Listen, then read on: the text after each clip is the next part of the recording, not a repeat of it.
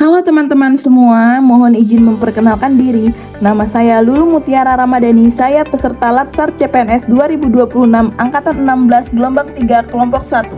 Hari ini saya ingin berbagi wawasan kebangsaan dan nilai-nilai bela negara dalam kehidupan sehari-hari. Sebagai generasi muda Indonesia, kita memiliki tanggung jawab untuk terus menjaga, mencintai, dan membangun bangsa ini dengan sepenuh hati.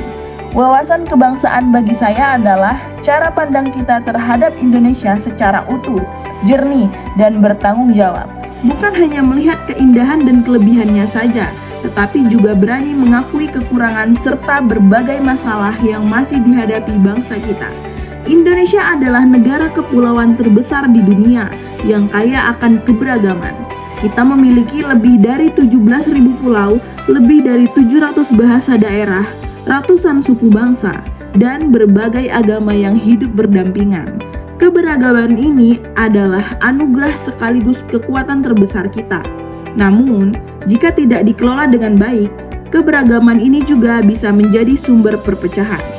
Oleh karena itu, wawasan kebangsaan adalah sikap menghargai perbedaan, menjaga persatuan, dan selalu mengutamakan kepentingan bangsa di atas kepentingan pribadi atau golongan. Wawasan kebangsaan juga berarti kita harus bangga menjadi bagian dari Indonesia, tapi tetap kritis terhadap segala bentuk ketidakadilan, korupsi, dan kemunduran yang terjadi. Kita tidak boleh hanya menjadi penonton. Sebagai pemuda, kita harus aktif menjadi agen perubahan, mulai dari hal kecil seperti menjaga kebersihan lingkungan, menghargai teman yang berbeda keyakinan, hingga berpartisipasi dalam pembangunan bangsa sesuai bidang kita masing-masing. Ada 3 tokoh yang menginspirasi saya. Tokoh-tokoh ini adalah perwujudan dari sifat kebangsaan yang memang layak dijadikan panutan. Pertama, Dr. Tirta Mandirahudi. Selama masa pandemi COVID-19, ia rela meninggalkan kenyamanan pribadi untuk turun langsung ke masyarakat. Dengan semangat gotong royong yang tinggi, ia membantu banyak orang melalui edukasi kesehatan dan aksi nyata. Ini membuktikan bahwa bela negara bisa dilakukan melalui ilmu pengetahuan dan empati kepada sesama. Kedua, Nadiem Makarim, pendiri Gojek yang kemudian menjadi Menteri Pendidikan.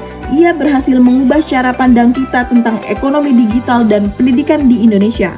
Inovasinya menunjukkan bahwa bela negara di era modern bisa dilakukan melalui kreativitas, teknologi, dan menciptakan lapangan kerja bagi jutaan orang.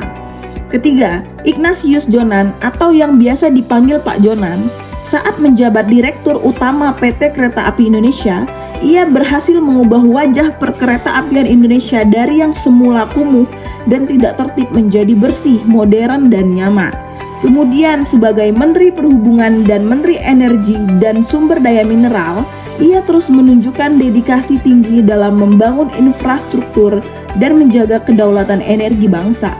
Sikapnya yang tegas dan visioner adalah contoh nyata bela negara melalui pembangunan dan transformasi.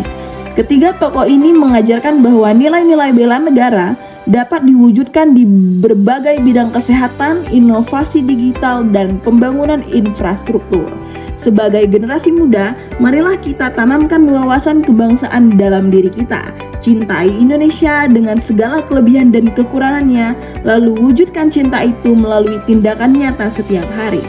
Demikian yang dapat saya sampaikan, semoga dapat menginspirasi banyak pihak untuk kedepannya, dapat membantu membangun negeri ini menjadi Indonesia Emas 2045.